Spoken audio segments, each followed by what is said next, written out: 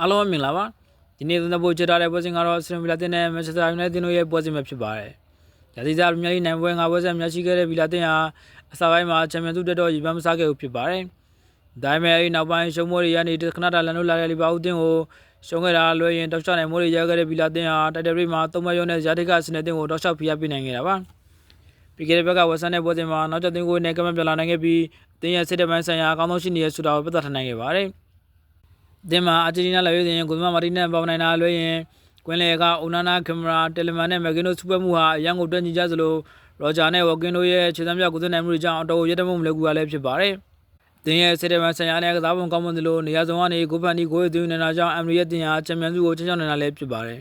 ။တင်းရဲ့ဘိုကန်တဲ့နေရာမှာကြာခဏမောက်တဲ့ခွန်စာကိုဆက်လက်နေရာပေးထားမလားဆိုတဲ့အမ်ရီရဲ့ဆုံးဖြတ်ချက်ဟာအတင်းရဲ့ချန်ပီယံခီးမှာများစွာရေးပါလာမှာဖြစ်ပါတယ်။ကျွန်တော်ကဆိုရင်နိုင်တဲ့တင်ဘက်ကိုချက်သွားရအောင်ပါ။뉴비아အမ်ရီရဲ့တင်ဟာနေ့ရက်ဒီမှာအတော်တည်ငြိမ်မှုကင်မဲ့ခဲ့တာပါ။နိုင်ရတဲ့ပွဲတွေကိုနိုင်များရှိမှုကအသင်းရဲ့စစ်တပ်ပိုင်းဆိုင်ရာနဲ့စီးလုံးမှုကိုပြိုကွဲစေဖို့အစပြုခဲ့ရလည်းဖြစ်ပါတယ်။အမ်ရီရဲ့နေစနစ်ပြူအားလို့ဖြစ်လာပေမဲ့အသင်းမှာလူငယ်ကစားသမားတွေကိုနေရာပေးမှုနဲ့ပတ်သက်ပြီးဝေဖန်တာအတော်ကြလောင်လာရေးလည်းဖြစ်ပါတယ်။ဘရူနိုကက်ရှမီရိုတဲ့နဲ့ကစားကိုစပြီးတဲ့အမ်ရီရဲ့ပြူအားမှာ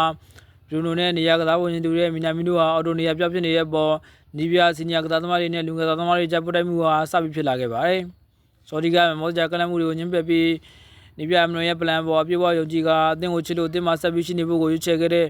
ဘရူနိုကိုပုတ်ဖွဲ့ဝင်တွေရဲ့လူလာမရှိတဲ့ဆက်မှုတွေက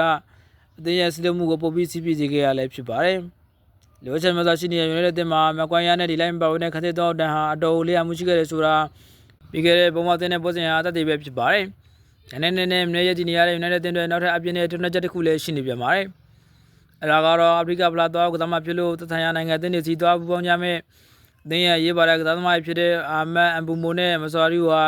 အသင်းရဲ့လူစင်းမှာနောက်ထပ်တစ်လဝန်းကျင်လောက်ပါဝင်နိုင်မှာမဟုတ်ဘူးဖြစ်ပါတယ်။အခုလိုခက်ခဲတဲ့အသင်းရဲ့ခြေတွေကိုနီးပြအမလွန်တယောက်ပြေလည်အောင်ဖြစ်နိုင်မလားဆိုတော့စောင့်ကြည့်ရအောင်မှာဖြစ်ပါတယ်။တောင်းတချက်အနေနဲ့ကတော့အသင်းလူချင်းအနိုင်မှုနဲ့တူစီးပြနေတဲ့ယူနိုက်တက်အသင်းဟာ